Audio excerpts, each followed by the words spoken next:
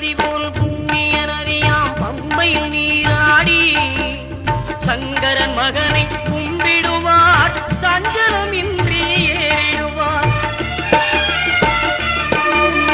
நீலிமலை ஏற்றம் சிவபாலனும் ஏற்றிடுவார். காலமெல்லாம் நமக்கே அருள்காவலனாயிருப்பார். தேகபலம் தா பாதபலம் தா தேகபலம் தா பாதபலம் தா தேகபலம் தா